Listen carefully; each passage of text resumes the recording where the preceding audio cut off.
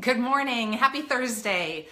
So glad to be back with you today. And I'm particularly glad to be back because after finding the courage to share what I did last week, honestly, I thought that I would not be doing any more Facebook Live videos. Brene Brown calls it a vulnerability hangover. And I was really nervous that by having the courage to share that I got off track, that I'm overweight and out of shape, that I would wake up in the morning with this shame, vulnerability hangover, thinking, oh, why did I share that? And you know what happened? Exactly the opposite. The amount of support and encouragement that I have received by email and comments, notes around town, it has been incredible. Nobody is shaming me. And I was so tempted. I mean, I'm telling you, I was going to share that whole story in July after I did my first triathlon and said, yes, I did it. I was in this bad space, but now I'm in a great space. And I thought, no, that's not fair. Part of the model is that you start where you are. And I need to share that this is where I am. So I hope that for those of you who watched last week and took the challenge and the weekly workout, that you are starting where you are. And I know a lot of you are because I've heard from you that you're motivated to say, you know what, I've felt off track and I'm going to get back on track. So kudos to you. And if you haven't, well, then you can start today. So I'm going to start today with a question for you, and I want you to think about this honestly and answer honestly. Who has someone in your life that you would like to change? Be honest.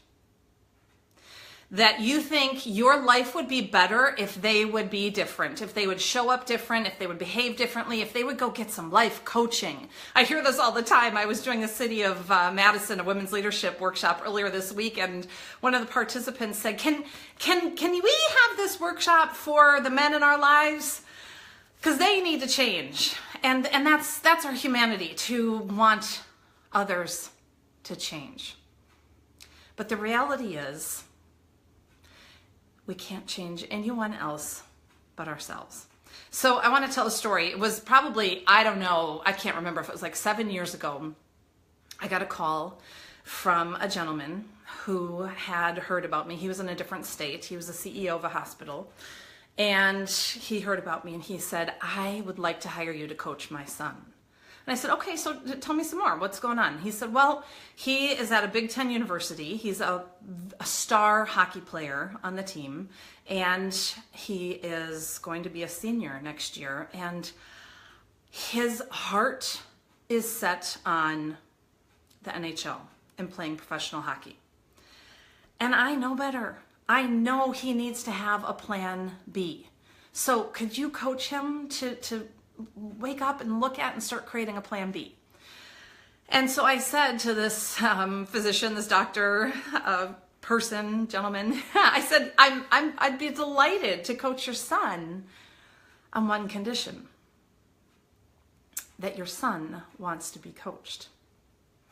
And he said, what do you mean? I said, well, coaching only works if someone wants to have some new awareness and create change. So save your money. Don't make this investment if this isn't where your son wants to be. So he agreed, and I connected with the son and had a really nice conversation with him. And about 15 minutes in, I could just tell that this was not something that the son wanted. And I checked in with him, and you could feel his relief when I said, this doesn't seem like what you want, is it? No, it's not. And I said, well, then don't do it. Go follow your dream. Trust yourself. Don't do what your dad wants you to do. And he just seemed relieved. And he said, would you call my dad and let him know? And I said, yeah, I'm happy to. So I called the dad back and I said, I just want to let you know that he's not in a place where I think you would get realize the fullest value of your investment right now. And he understood. I think he was disappointed, but he understood, and he thanked me for the integrity, for not just jumping in and doing it and then not seeing results. So Oh, I don't know. It was about 3 months later, I get a phone call and I said, hello. And he says, this is Dr. So-and-so. I said, oh yeah, nice to talk to you. How are you? And he said, okay, Darcy, fine, I get it. And I said, what do you get? He's like, I get it. I'm the one that needs coaching. And I said, really? Tell me more. And so he shared with me where he was at in his life, and we started coaching together, and we coached for probably about 1.5 years. And what he realized is that he needed a plan B in his life. He was putting so much energy into trying to change and fix others in his life, including his son, that he wasn't putting energy into himself. And a part of our work together, he uncovered some of his saboteurs. Now, last week, I shared my #1 top loudest saboteurs, Little Miss Perfect Pants. And I'm wondering if you've had any thoughts about who is that voice in your head. Since I brought this up last week, have you had any thoughts about who is that inner gremlin, that saboteur that is whispering in your ear saying, you can't do this, you're not good enough? And what's really cool is when you pause and you think about your thoughts and you become aware of these sabotaging thoughts, you can act differently. And if you remember, that's the core of the model. You pause, you think, and then you act. So let me give another example on Little Miss Perfect Pants on how important it is that I became aware of her, because it changes how I act. So as a triathlete, I have been on several different master swim teams throughout the years, and I'm not a good swimmer. I did not swim in college and high school.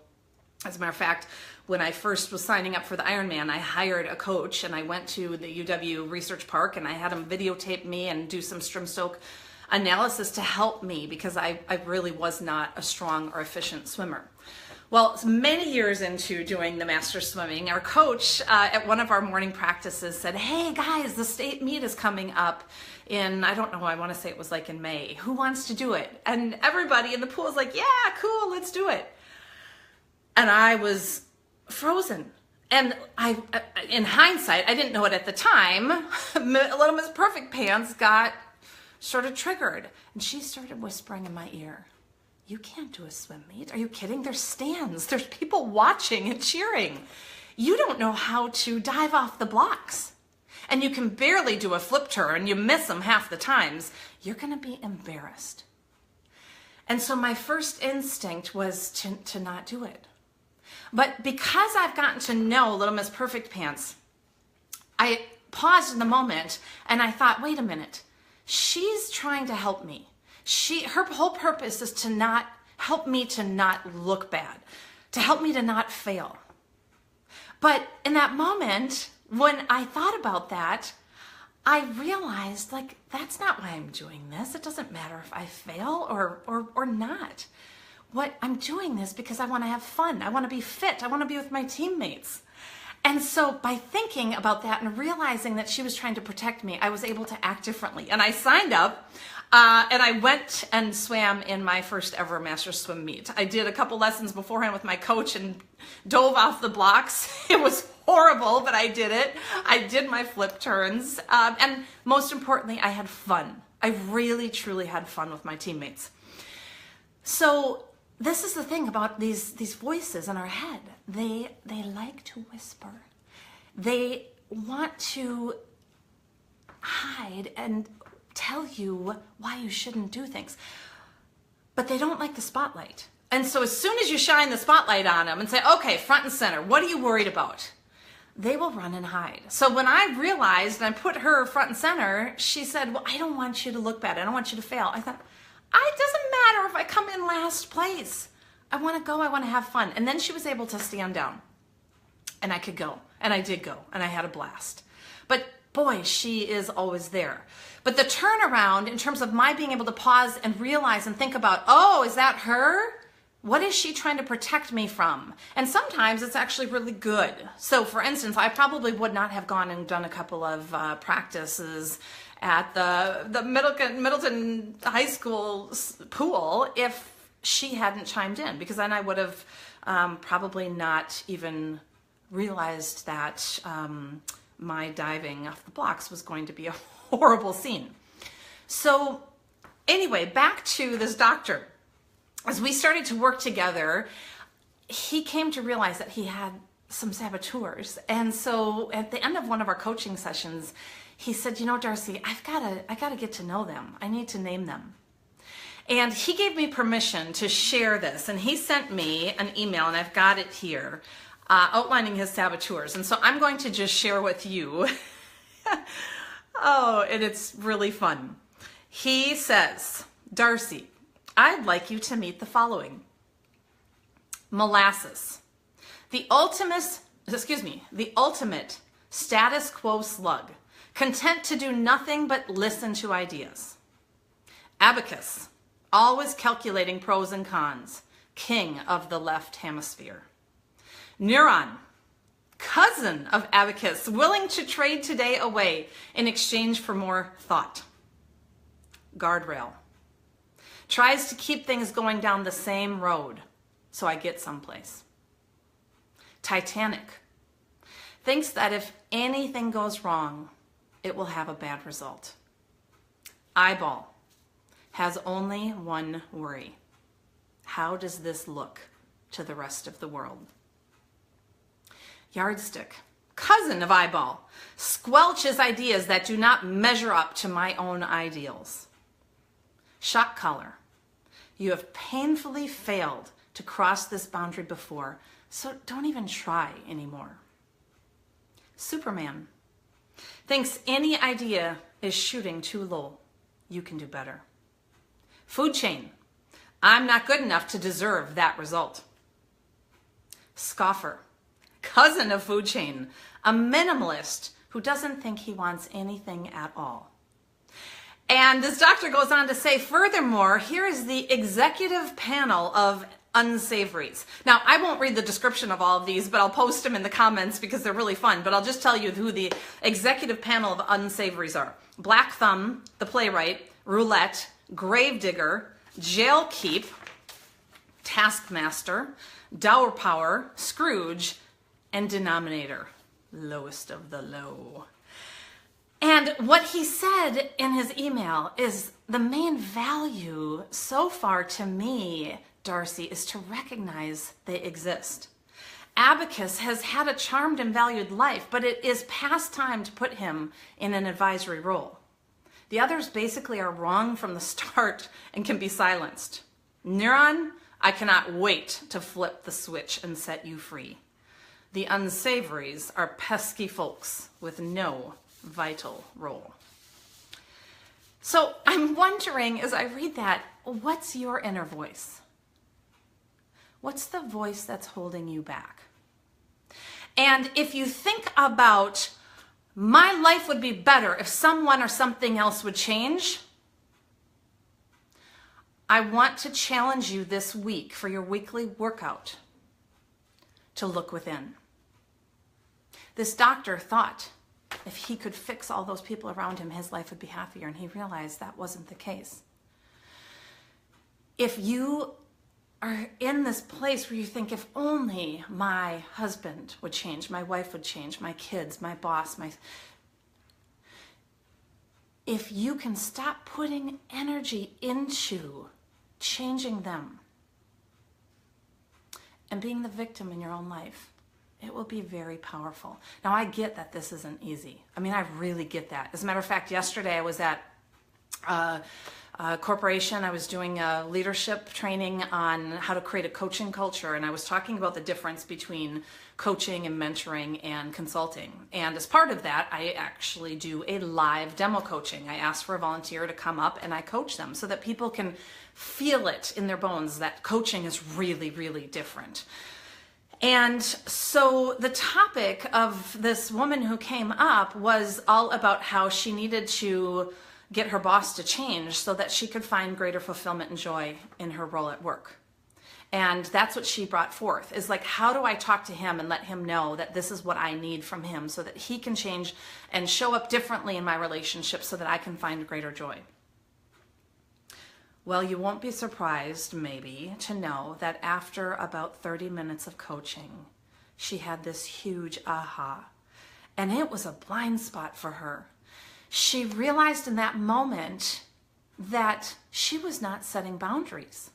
She was not clearly communicating her expectations. She was just saying yes to everything and hoping that things would change and things would get better and that she'd get a different assignment. And I asked her, where else does this show up in your life? And she went, oh my God, everywhere, Darcy. Like, everywhere.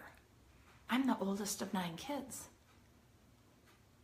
This is what I do in my family of origin, in my family with my spouse and my kids. I say yes because I want to please others.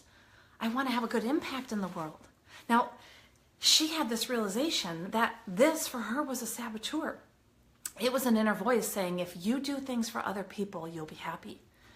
But unfortunately, what was happening is she was doing that at the expense of herself, of her own happiness. She was not setting boundaries. As a matter of fact, she said, I don't even know what that means or what that would look like. And that was her homework. It had nothing to do with her boss and how to get him to change, and it had everything to do with herself. And to exploring this inner voice, this gremlin that says, you need to say yes. You need to show up for other people to have a big impact in the world. And she realized that was really creating heaviness for her.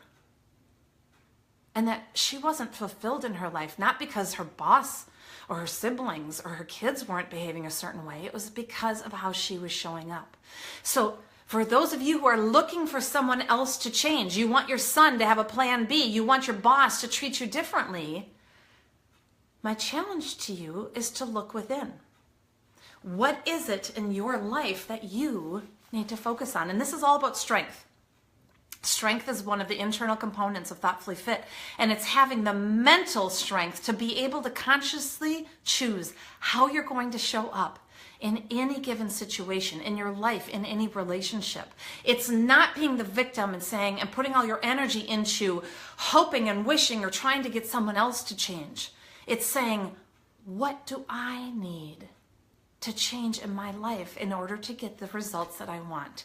It's being able to pause, to think about how you want to show up. What are those gremlins that are getting in the way? And then to act differently, to act from that place. So that's your weekly workout. Look within. I want to challenge you to identify if there's someone in your life you want to be different. To change that focus out there and put it right here. Change the spotlight from someone else and put the spotlight on you. What do you need to do in order to find the greatest joy and happiness?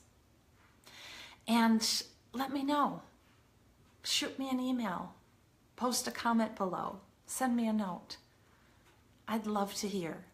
Because when you can unlock this and when you can start to realize when those saboteurs are calling the shots, you can make different choices. Because our saboteurs are all about playing small. Status quo. They don't want change. Well, sometimes you need to change, darn it. You need to change something in your life to find happiness and joy. So I challenge you to pause and think about when those voices show up. Maybe you even want to name them. And if you do, send me the names. I think it's so fun to meet these saboteurs. And then maybe invite them to go out for margaritas or go golfing or wherever it is.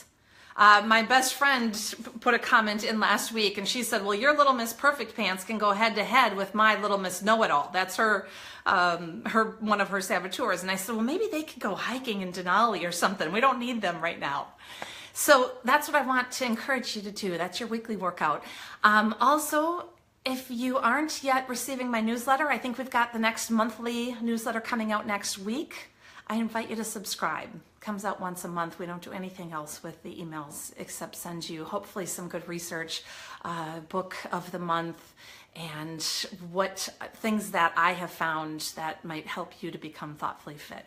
In addition, if you want some support on your journey to become thoughtfully fit, we just opened up registration for our next small group coaching for women. It'll start in the fall in September. There's an early bird discount. If you register by May 31st, you save $150. So for those of you women that are in Madison, we've got a small group we'll be getting together starting in the fall, going through December. So it's a way to really end 2017 right. Make an investment in yourself. So thank you so much. I'll post a link there in the comments so that you know what it is. Thanks so much for showing up, and have a wonderful Thoughtfully Fit week.